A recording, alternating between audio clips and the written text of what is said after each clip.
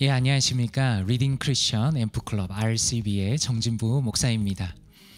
오늘은 부부 사랑을 배우다 하나님의 부부 수업 The Love There 세 번째 시간을 가져보려고 합니다. 세 번째 챕터는 사랑은 이타적입니다 입니다. 사랑은 이타적입니다. 한번 요약부터 살펴보도록 할까요? 저자는 이렇게 말합니다. 이기심과 사랑은 끊임없이 반목한다.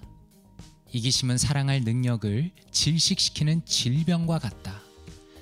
자기중심성을 선택할수록 점점 더 까다로운 사람이 된다. 우리가 살아가는 세상은 자아를 애지중지하는 세상이다. 불행히도 모든 인간은 태어날 때부터 이기심을 갖고 태어난다. 이렇게 설명합니다. 여기서 중요한 부분은 이기심과 사랑이 반목한다라는 부분이 되겠죠. 사랑이라는 것이 굉장히 추상적으로 느껴질 수 있지만 이기심과 또 사랑이 서로 반목한다라고 설명하면서 사랑의 반대편에 우리의 이기심이 있다는 것을 분명히 얘기합니다. 그리고 결혼 생활은 우리의 이기심을 생생하게 드러낸다 이렇게 설명합니다. 불평, 변덕, 게으름, 무책임, 과시, 자랑, 벌컥 화내는 것, 내 말만 하는 것, 심지어 너그러운 행동조차 그 동기가 권리를 내세우거나 보상을 바라는 것이라면 이기적일 수 있다. 우리는 모두 이기심과 싸우고 있다 이렇게 설명합니다. 그리고 저자는 우리 인간의 이기심이라는 것이 가장 잘 드러나는 곳이 바로 결혼 생활이라는 것을 설명하면서 우리의 결혼 생활을 볼 때에 우리의 이기심을 반드시 발견하고 그것을 고쳐 나가야 된다. 그것이 사랑을 배우는 것이다 라고 설명합니다. 그러면서 우리가 실제적으로 두 가지를 결정할 수 있다고 말합니다. 하나는 다른 사람을 사랑하는 마음에서 나오는 결정, 그리고 또 하나는 자기 자신을 사랑하는 마음에서 나오는 결정이다. 우리의 결혼 생활 속에서 두 가지, 우리의 관계 속에서 두 가지의 결정을 할 수 있는데 하나는 다른 사람을 사랑하는 마음에서 나오는 결정, 그리고 또 하나는 자기 자신을 사랑하는 마음에서 나오는 결정이다 이렇게 설명합니다. 사랑은 어떤 것입니까? 자기의 유익을 구하지 않는 것이고 자신의 행복보다 배우자의 행복을 앞세우는 것이 사랑이다 이렇게 설명합니다. 물론 이런 질문이 있을 수 있겠죠. 그러면 나의 개인의 만족은 어디에 있는가 이렇게 질문할 수 있을 것입니다. 바로 그 부분을 염려해서인지 이렇게 설명합니다. 물론 나의 개인적인 만족을 누릴 수 있지만 자신의 행복을 위해 배우자의 행복을 무시하지 않는다는 뜻이다 이렇게 설명합니다. 또한 사랑은 내면의 자유를 가져온다. 배우자의 행복을 먼저 생각할 때 만족감이 따라온다. 배우자가 먼저 행동하고 말하고 대접받도록 몇 초만 배려해도 사랑을 실천할 수 있다 이렇게 설명합니다. 그리고 이런 변화를 당신의 배우자가 가장 먼저 눈치챌 것이다. 상대방에게 진짜 사랑의 본보기를 보여준다면 결국 두 사람 모두에게 더 큰 만족이 찾아올 것이다 이렇게 설명합니다. 자, 그렇다면 이렇게 요약을 했는데 우리 책 안에서 한마디를 한번 살펴보도록 하겠습니다. 저자는 이렇게 말합니다. 슬프게도 우리는 자아를 애지중지하는 세상에서 살고 있습니다. 우리를 둘러싼 문화는 자신의 외모와 감정, 욕구를 최우선이라고 여기라고 가르칩니다. 남들에게서 이런 특징을 발견하며 혐오하지만 우리 자신에게서 그런 특징을 보일 때는 정당화합니다 이렇게 말합니다. 너무나 중요한 얘기죠. 우리는 결혼을 했지만 어떤 문화적인 배경 속에서 살아갑니까? 우리가 살아가는 세상은 어떤 세상입니까? 나 자신, 자아를 가장 중시하라는 그런 문화적인 배경 속에서 또한 그런 본능 속에서 살아가고 있다는 것입니다. 그리고 재미있는 것은 나에게서 그런 것을 발견하면 정당화하고 다른 사람에게서 그런 자아중심성을 발견하면 비난한다는 것입니다. 그래서 구체적으로 나는 무엇을 받을 만하다, 나는 무엇을 바란다, 나는 무엇을 하고 싶다와 같은 표현이 계속 우리에게 반복된다면 우리가 이기심을 채울 때 사용하는 에피타이저와 같습니다. 이렇게 설명하고 있습니다. 저자가 말씀하고자 하는 것은 분명하지요. 인간의 이기심, 이 자아중심성 때문에 부부의 관계 속에서 그리고 상대방과의 관계 속에서 문제가 생긴다는 것을 분명히 말하고 있습니다. 그렇다면 이 부분에 대해서 말씀으로 한번 바라보기를 원합니다. 저자는 많은 성경 구절을 인용했지만 저는 이 말씀 구절을 인용하고 싶습니다. 로마서 12장 10절 말씀입니다. 형제를 사랑하여 서로 우애하고 존경하기를 서로 먼저 하며, 이렇게 말씀합니다. NIV 성경이 이렇게 번역했네요. Be devoted to one another in brotherly love. Honor one another above yourselves. 이렇게 번역했습니다. 이 부분에 대해서 존 메가더 목사님은 본인이 쓴 스터디 바이블에서 이렇게 설명합니다. To be devoted to other Christians with a family sort of love, not based on personal attraction or desirability. This quality is the primary way the world can recognize us as followers of Christ. 이렇게 설명합니다. 어떤 뜻입니까? 다른 크리스천들을 가족과 같이 사랑한다는 것은 그 사람의 개인적인 매력이나 호감 때문에 사랑하지 않는 것입니다. 바로 이러한 사랑의 수준 때문에 우리가 그리스도의 제자라는 것을 세상이 알게 될 것입니다. 이렇게 설명합니다. 굉장히 중요한 설명이죠. 우리가 다른 크리스천들을 가족과 같이 사랑한다라고 말할 때 가족과 같이 사랑한다는 것이 도대체 어떤 의미입니까? 그것은 어떤 그 사람이 가지고 있는 개인적인 호감이나 매력, 장점, 어떤 외모 때문에 그 사람을 사랑하는 게 아니라는 것입니다. 그것은 가족도 마찬가지죠. 가족의 사랑이라는 것은 그 사람이 나의 가족이기 때문에 그냥 사랑하는 것입니다.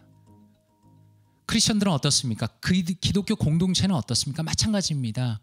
우리가 교회에서도 누군가를 사랑한다는 것은 그 사람이 가지고 있는 장점이나 호감이나 외모나 재산이나 명예 때문에 사랑하는 것이 아니라 그 사람이 우리의 지체라는 그 이유 하나만으로도, 예수 그리스도 안에서 같은 공동체라는 그 이유 하나 때문에 우리가 그를 사랑하는 것입니다. 그리고 존 메가더 목사님은 바로 이러한 우리의 사랑이 바로 그 세상이 가지고 있지 않은 사랑의 수준 때문에 우리가 그리스도의 제자라는 것을 세상이 알게 될 것이다 라고 설명합니다. 그렇다면 이 내용을 RCB의 관점으로 어떻게 한번 이해할 수 있을까요? 저는 이렇게 보았습니다. 사랑의 반대편이 이기심이다 라는 저자의 설명은 사랑이 구체적으로 무엇인가를 더욱 실감나게 깨닫게 한다라는 것입니다. 참 이 구체성을 가지는 게 참 중요합니다. 이 책의 장점입니다. 사랑이라는 것에 대해서 무려 40챕터를 설명하면서 이것이 어떻게 구체적으로 드러나는가, 이기심의 반대편이라는 것이죠. 우리가 악하게 생각하는 거의 모든 것들이 이기심에서 나온다라고 말하는 주장은 매우 통찰력 있는 주장입니다. 그러나 동시에 폭넓은 인생에 대한 고려가 필요하다, 이렇게 저는 적어보았습니다. 이것은 무슨 의미인가? 우리가 책을 볼 때 중요한 것은 물론 탁월한 저자들의 내용을 받아들이는 것도 중요하지만 그 저자들의 내용이 정말 진실인가, 모든 것이 정확한가를 검증하고 생각하고 평가하는 것은 또한 자기 자신에게 달려있다는 것을 꼭 기억해야 합니다. 예를 들어서 이 책은 목사님 형제 두 분이 적었기 때문에 좀 어조가 어떤 의미에서 좀 거친 부분이 있고요, 또 단정적인 부분도 있습니다. 물론 사랑과 이기심이 극단적으로 다르다는 것은 사실이지만, 그러나 한 사람이 생각하는 모든 어려움과 악한 것들이 그 사람의 내면에만 달려 있다기보다는 오히려 환경적인 부분도 있다는 것을 우리가 기억해야 하겠죠. 예를 들어서 그 사람이 불우한 환경 속에서 자랐습니다. 아주 오랫동안 부모님의 학대를 받았을 수도 있습니다. 혹은 남편과 아내가 너무나 극단적인 안 좋은 관계 속에서 살아왔을 수도 있습니다. 그렇기 때문에 그 사람이 가지고 있는 모든 어려움이 그 사람의 이기심에서만 나왔다고 볼 수는 없겠죠. 그러나 그럼에도 불구하고 저자가 말하는 것처럼 사랑의 반대편에 그 극단의 이기심이 있고 그 자아 중심성 때문에 인간의 큰 문제, 관계에 문제가 있다는 것은 매우 좋은 통찰력이다 말할 수 있습니다. 저자의 논리를 따라서 사랑을 또다시 정의 한번 해보았습니다. 소극적으로는 나의 행복을 위해서 배우자의 행복을 무시하지 않는 것이죠.